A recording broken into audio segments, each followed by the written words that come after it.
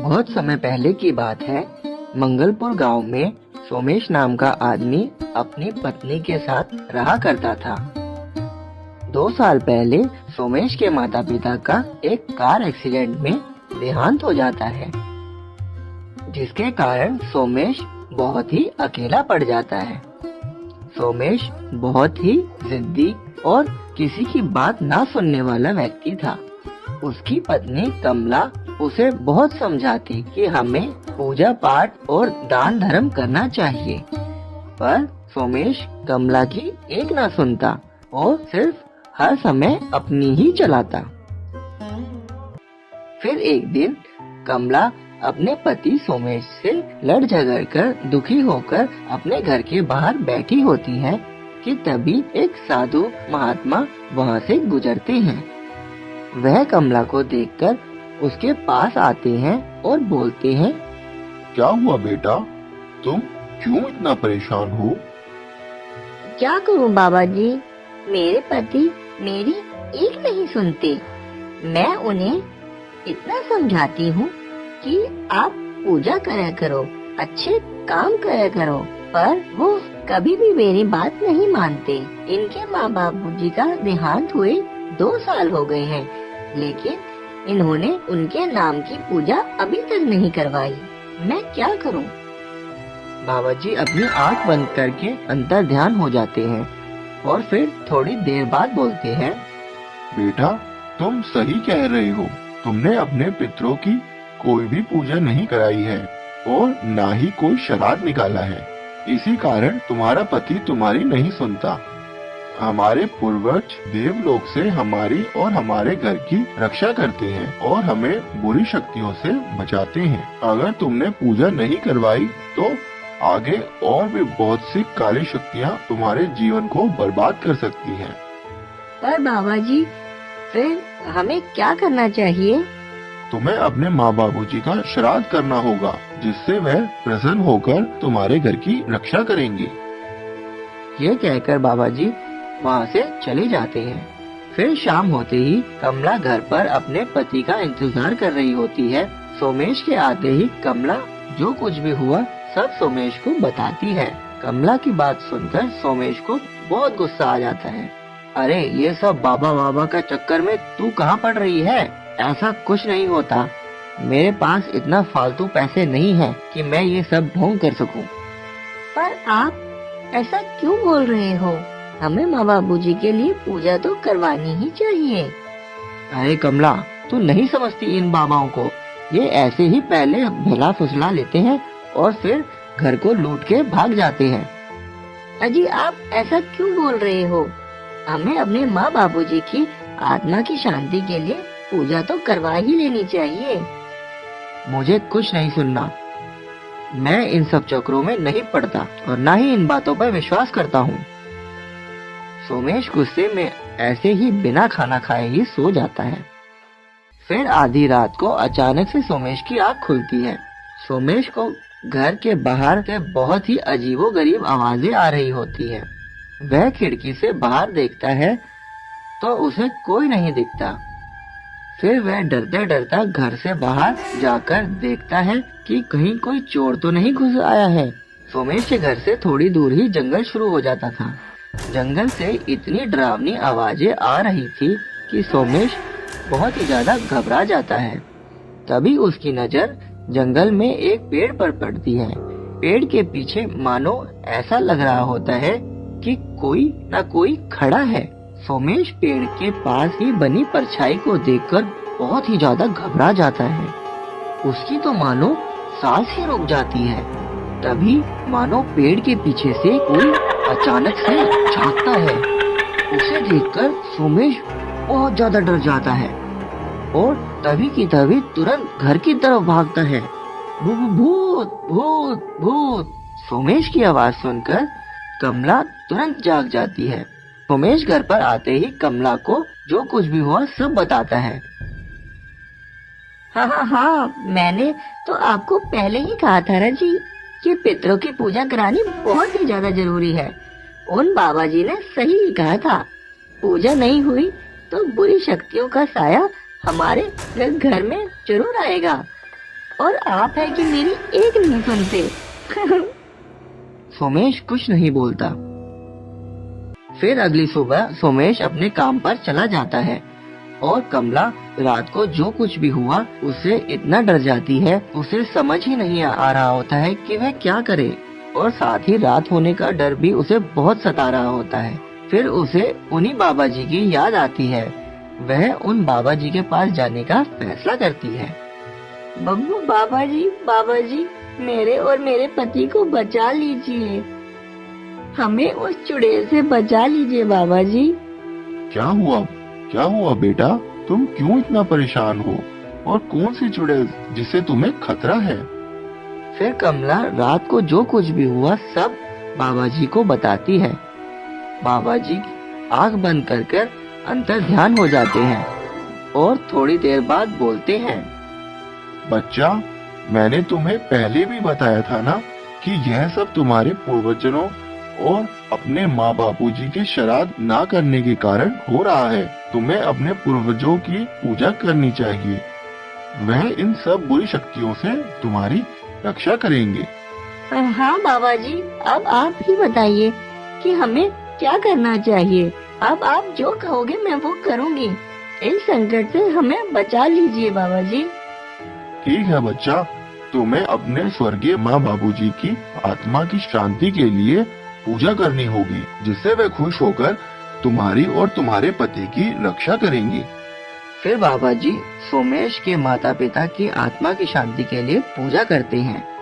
यह लो बच्चा, यह विभूति है, यह तुम्हारे घर पर आई सभी काली शक्तियों से तुम्हारी रक्षा करेंगी। फिर रात में सोमेश जैसे ही अपने घर के पास पहुंचता है, उसे वही सब आवाजें आने लगती हैं। वह बहुत ही ज्यादा घबरा जाता है और भूत भूत चिल्लाने लगता है।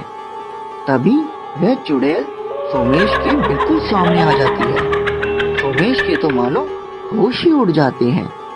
वह डर के मारे कांपने लगता है। खा जाऊंगी, खा जाऊंगी। तभी कमला भी वहाँ आ जाती है। चुड़ैल की काली शक्तियाँ जैसे ही सोमेश के अंदर प्रवेश करने को होती है, तभी आसमान से एक सफेद रोशनी सोमेश और सोमेश की पत्नी के आसपास पवित्र शक्तियों का गोला बना देती है, जिसे देखकर सोमेश और उसकी पत्नी हैरान हो जाते हैं। उन्हें सामने ही अपने माँ बापू जी के दर्शन होते हैं। सोमेश बहुत ही खुश हो जाता है, जैसे कि मानो उसके माता पिता स्वर्ग में बैठकर उसके परिवार की रक्षा कर रहे हों। तभी कमला बाबा जी की दी हुई विभूति को उस चुड़ैल पर फेंक देती है। विभूति के गिरते ही चुड़ैल गायब हो जाती है। फिर सोमेश, हमें माफ कर दीजिए माँ बाबू जी, मैं बहुत ही गलत था और बहुत ही ज्यादा मूर्ख भी था, जो आपकी आत्मा की शांति के लिए पूजा न करा सका। मुझे माफ कर दीजिए। बेटा, तुम तो हमारे बच्चे हो। हम दोनों तुमसे बहुत ही ज्यादा प्रसन्न हैं। साथ ही हमारी बहू से बहुत ही ज्यादा खुश है कि उसने हमारे लिए वह पूजा करवाई। हमारा आशीर्वाद सदैव तुम दोनों के साथ ही रहेगा। फिर सोमेश सुधर जाता है। अब वह हर साल अपने माँ बापू जी का श्राद्ध करता है और सभी बातों के लिए अपनी पत्नी से सलाह भी लेता है। ऐसे ही अब वह दोनों खुशी खुशी रहने लगते हैं। बहुत समय पहले की बात है। धौलपुर गांव में भागीरथी नाम की एक औरत अपने परिवार के साथ रहा करती थी। उसका एक बेटा था जिसका नाम था पवन। पति के देहांत हो जाने के कारण भागीरथी बहुत ही अकेली हो जाती है और उसके परिवार में गरीबी छा जाती है। पति मरने से पहले बहुत सारा कर्ज छोड़कर चला जाता है, जिसके कारण भागीरथी को अपना सारा जीवन गरीबी में जीना पड़ता है। उसका बेटा पवन बहुत ही समझदार और होशियार होता है। वह हमेशा अपनी क्लास में फर्स्ट आता है, जिसे देखकर स्कूल के सारे बच्चे उससे जलते और उसके ना ही पास आते और ना ही उसका कोई दोस्त बनता। यह देखकर पवन कभी कभी बहुत ज्यादा दुखी हो जाता, पर पवन बहुत ही अच्छा और नेक बच्चा होता है। भागीरथी हमेशा अपने बेटे को यही समझाती कि बेटा, तुम हमेशा एक अच्छे और ईमानदार इंसान ही बनना। कभी भी किसी के साथ बेईमानी मत करना, क्योंकि ईमानदारी का रास्ता ही सच्चा रास्ता होता है। पवन अपनी माँ को घर घर काम करते देख बहुत दुखी होता। पवन अपनी माँ को परेशान बिल्कुल नहीं देख सकता था, इसलिए वह भी कभी कभी अपनी माँ के साथ काम करने लगता। तब भागीरथी उसको बोलती कि बेटा, तू पढ़ लिख कर अच्छा अफसर बन जा, मुझे बहुत खुशी होगी। ऐसे ही कुछ दिन बीत गए। पवन की माँ दिन पर दिन बूढ़ी होती जा रही थी। पवन को यह देखकर बहुत दुख होता और दुखी होकर वह एक पेड़ के नीचे जाकर बैठ जाता है। तभी वहां राजू आ जाता है। राजू उसी गांव के एक सेठ का बेटा था, जो कि पवन के स्कूल में ही पढ़ा करता था। राजू आकर पवन का मजाक उड़ाता है और उसे बहुत कुछ सुनाता है कि कैसे उसके बाप ने बहुत सारा कर्जा हमसे लिया हुआ है, तुम लोग तो हमारे गुलाम हो, और हंसता हुआ चला जाता है। यह सुनकर पवन और भी ज्यादा दुखी हो जाता है। फिर अगले दिन स्कूल में मास्टर जी बच्चों को कुछ काम देते हैं और कल तक सारा काम जमा करने के लिए बोलते हैं। पवन बहुत ही खुश होता है, क्योंकि वह पढ़ाई में बहुत ही अच्छा था और वह सारा काम पहले ही कर चुका था। वहीं दूसरी तरफ राजू बहुत ही ज्यादा नालायक होता है।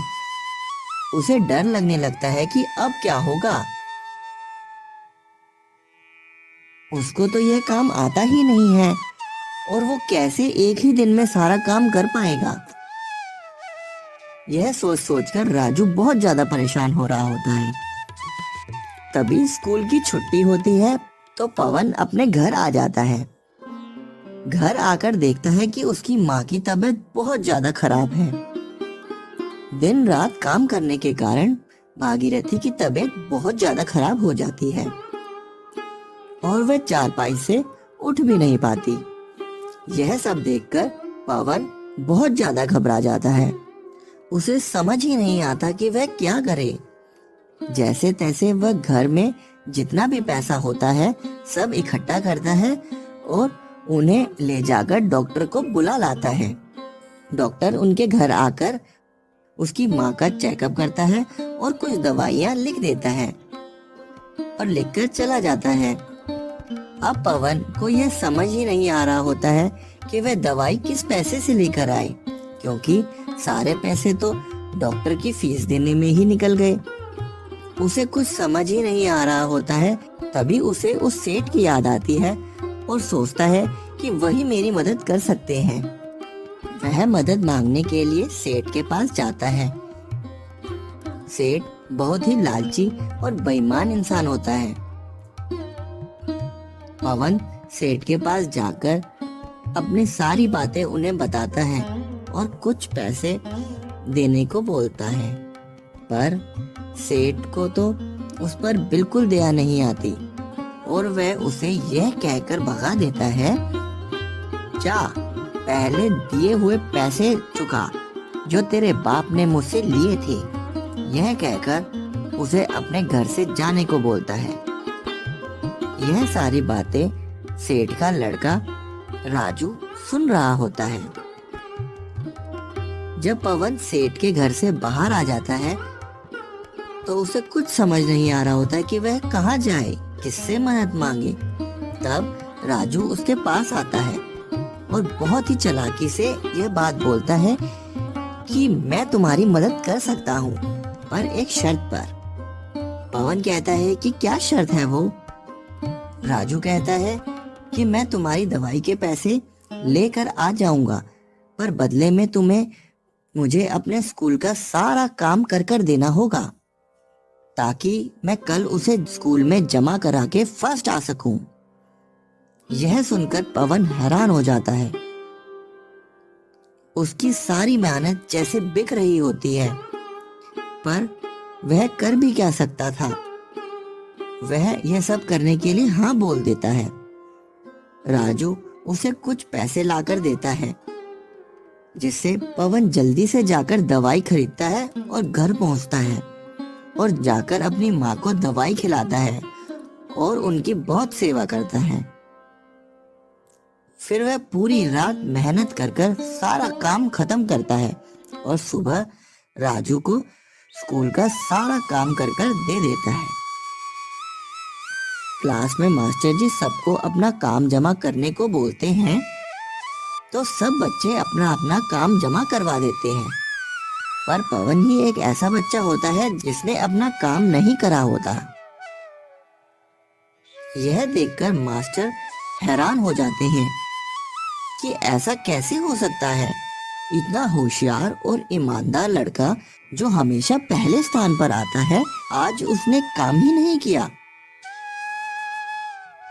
मास्टर जी जब राजू का काम देखते हैं तो उन्हें समझ में आता है, आखिरकार वो तो मास्टर जी है ना। वह उसकी कॉपी पर लिखी राइटिंग को पहचान लेते हैं और राजू और पवन दोनों को अपने पास बुलाते हैं और उन्हें सब कुछ सच सच बोलने को कहते हैं। पहले तो पवन और राजू दोनों झूठ बोलते हैं, पर मास्टर जी के आगे सब सच सच निकल जाता है कि कैसे पवन ने अपनी माँ की दवाई के पैसों के लिए सारी रात मेहनत करके राजू के लिए सारा काम किया। यह सब सुनकर मास्टर जी को पवन पर बहुत प्यार आता है और वह उसे गले से लगा लेते हैं और साथ ही स्कूल की तरफ से उसे इनाम भी दिया जाता है। और दूसरी तरफ राजू को बहुत ही ज्यादा डांट लगाई जाती है। उसके पिता सेठ को स्कूल में बुला लिया जाता है और उसे सब बातें बताई जाती हैं। सेठ को अपने और अपने बेटे की करतूतों पर बहुत शर्मिंदा होना पड़ता है। वह मास्टर जी के साथ पवन के घर जाता है और पवन और उसकी माँ दोनों से माफी मांगता है और भविष्य में कभी भी ऐसी गलती ना हो ऐसी कसम खाता है। एक समय की बात है, धनुआ गांव में कमल नाम का व्यक्ति अपने परिवार के साथ रहा करता था। यह गांव भारत पाकिस्तान बॉर्डर के बिल्कुल पास में ही था। बॉर्डर के इतनी पास होने के डर से गांव में कुछ ही लोग रहा करते थे। कमल और उसका परिवार उसी गांव के थे। कमल का एक बेटा था जिसका नाम था राजू।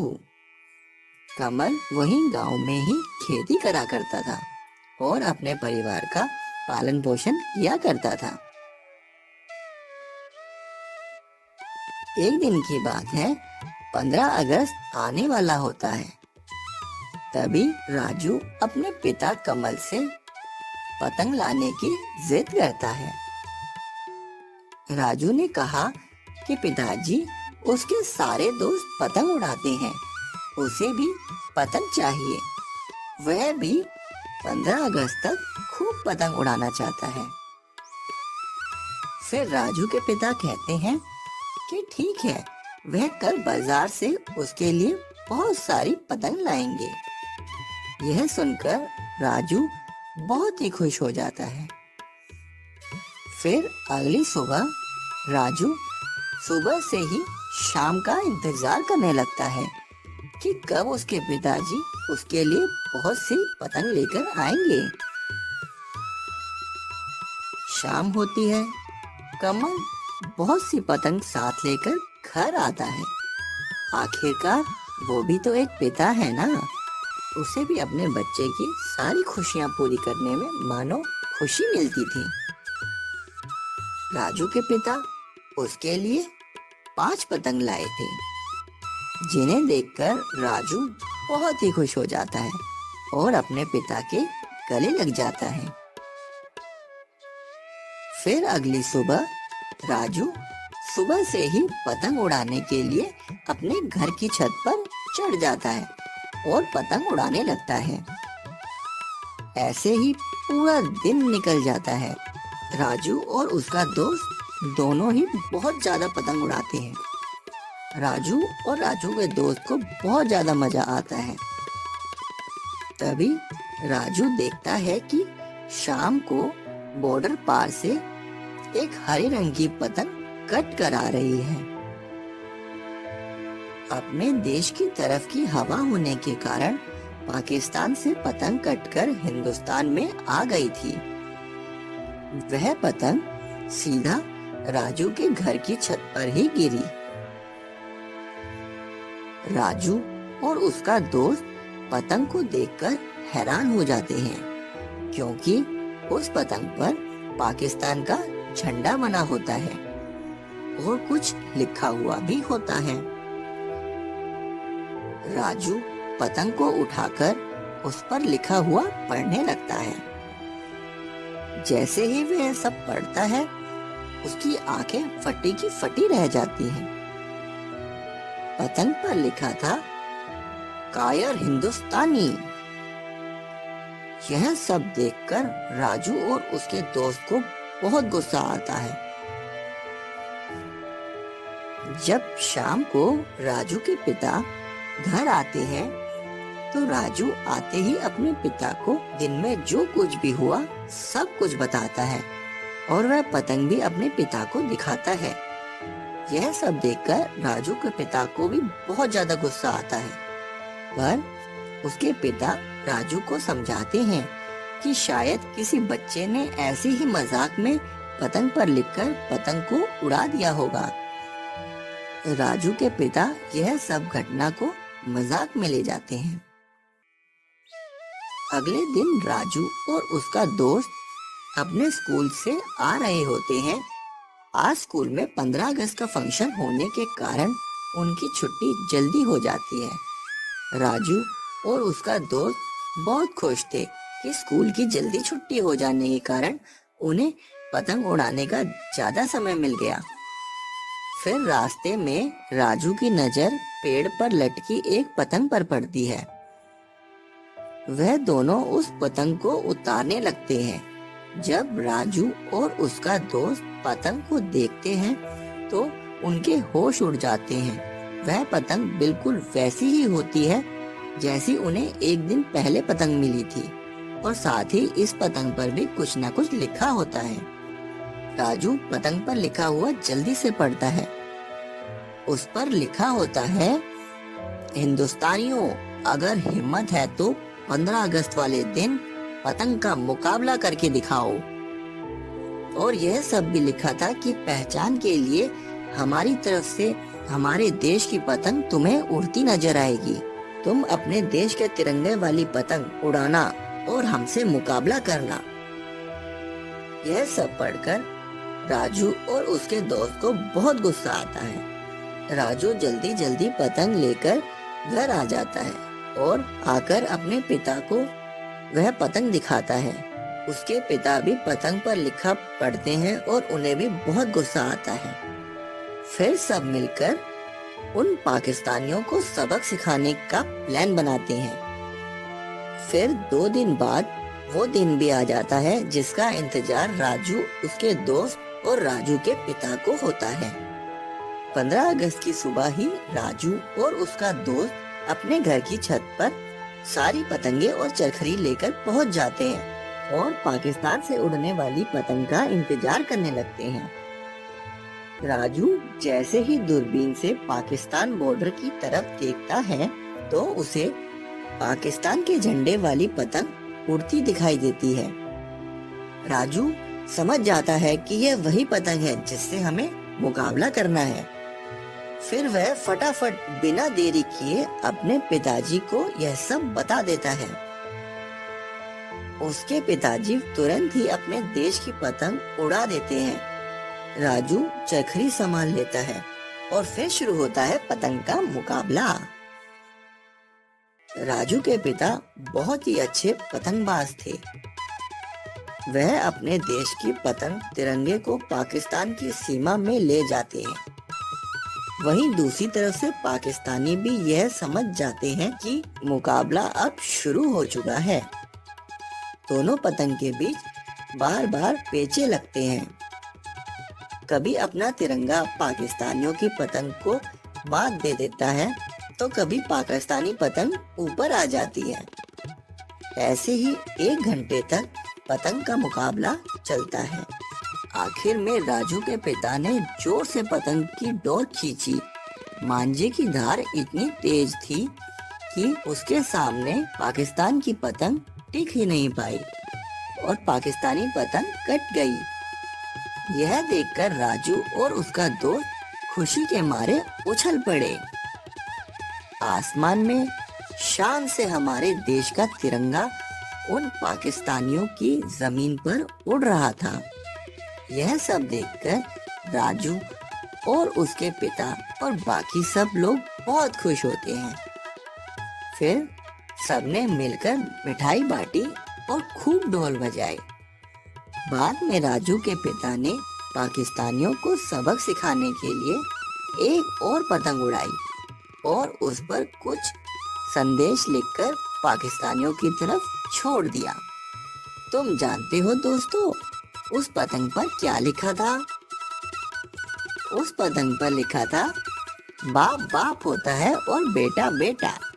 तुम लोग कभी भी हिंदुस्तानियों के सामने टिक नहीं पाओगे। हेलो गाइस, पाकिस्तान की पतंग आपको कैसी लगी भाई? ये स्टोरी आप मुझे कमेंट करके जरूर बताएं।